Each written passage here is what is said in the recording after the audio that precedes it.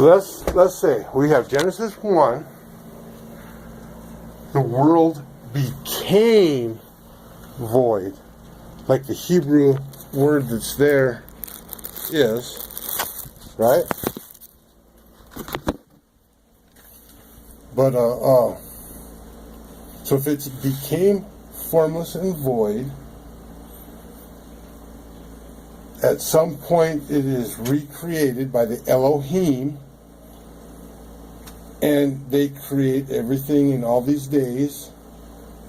They make man and woman in their image, and they place them on the earth. Now, that is this race of people. Now, in Genesis 2, we don't have, it doesn't use the word Elohim, it uses the word Yahweh Elohim. Basically puts up hedges, puts up a parameter, and this is the Garden of Eden. From Ezekiel and Isaiah, we know that Satan had something to do with this, for he was the greatest thing ever created.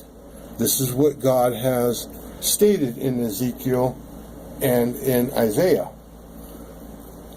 right?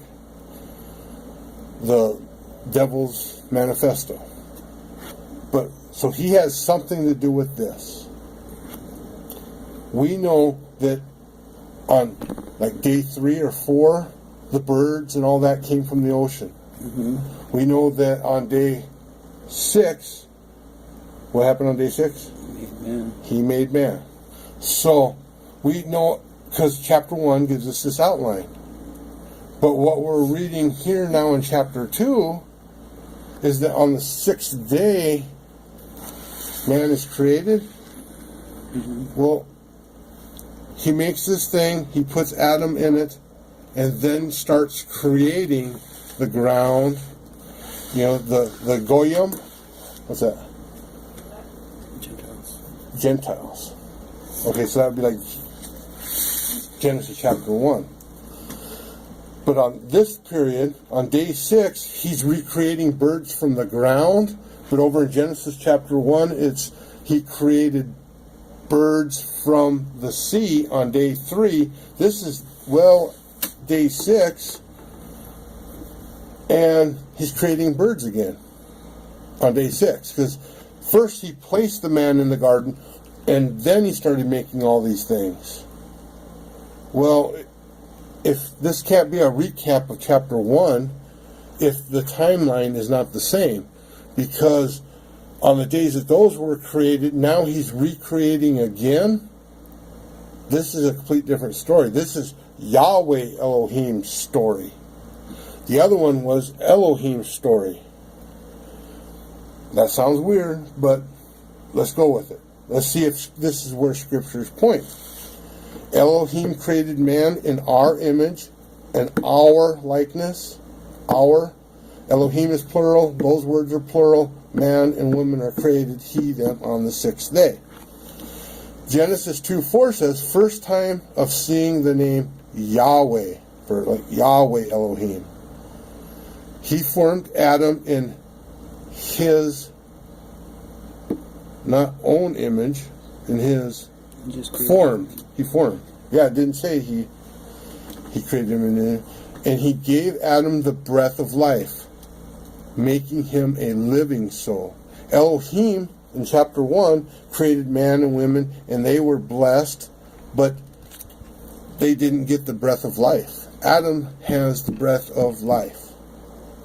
That's what, So now, this breath of life, if they call Christ the second Adam, and he is that same bloodline from Adam to him, that's why they kept the genealogies, because God was saying, don't mess with the Goyim, the Gentiles, the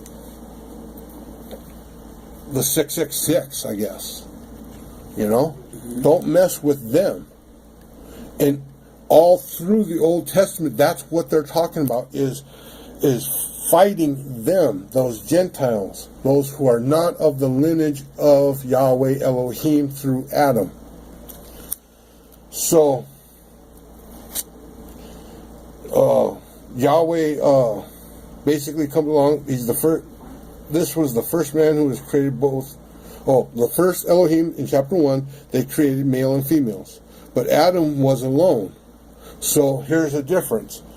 The Elohim created male, female. Yahweh Elohim makes Adam, and Adam is alone. That's a distinguishing point, not on the baseline of what's going on, but in the fact that he was created alone. And in Genesis chapter 1, male and female, they created them.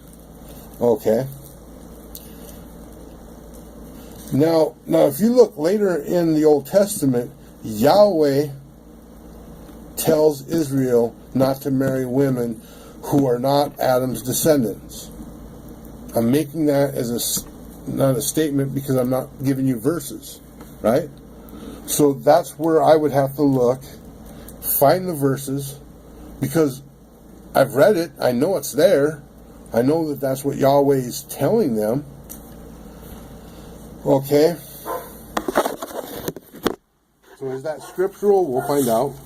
Why would he say that if we all come from one man? Why would he say go kill off these people who are not descendants of Adam? Why would he say that if we don't all come from one man, Adam? You know, everybody says that chapter 2 is a summary of chapter 1. It's not. And Adam is not all of mankind's was started from Adam and Eve. No. The bloodline of the Israelites is the bloodline here, and God is telling them, don't go chasing after women of not other tribes of Israel. Don't go chasing after women from outside of Israel.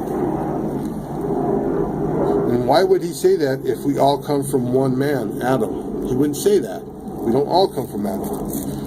Yahweh tells Israel to completely wipe out complete groups of people, men, women, and children throughout the Old Testament. They are not the bloodline of Adam.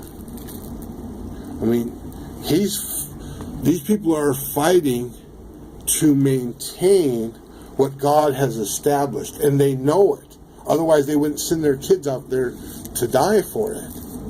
They know it clear up to when Jesus came on the spot. They all knew who they were. That's what their pride and their arrogance and all that stems from, is they know that they are the bloodline of Yahweh Elohim's Adam. You know, they don't mess around with outside of the Yahweh Elohim's Adam. Right? So he tells Israel to completely wipe out complete groups of people, men, women, and children. They weren't hesitant in doing this, for they knew who they were. Is their scripture prove not that all men come from Adam? No, their scriptures prove only they come from Adam. If I stated something really stupid, like, I'm just going to make this up, Satan was the tree in the garden, right? And I had no correlating scriptures to back it, then it wouldn't hold true. People would just dismiss it. Now, if I ask, is Genesis 1 and 2 two complete creations, or two different events, or is it Genesis 1 and Genesis 2 is one creation, two summaries of one event? Let's just say all I implore is read Genesis 1, read Genesis 2, and come to the conclusion yourself. Because when we get to Genesis 6, it makes a heck of a lot more sense that Elohim from Genesis 1's men looked at Yahweh Elohim's women, and you know how that bloodline is there, and they said, ooh, they're good.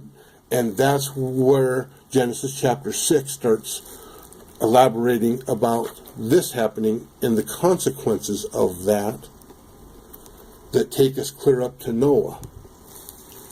And that's... So, can you see this verse in Scripture that way? Genesis chapter 1 and Genesis chapter 2.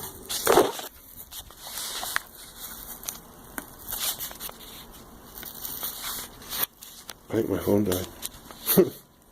Oh, no.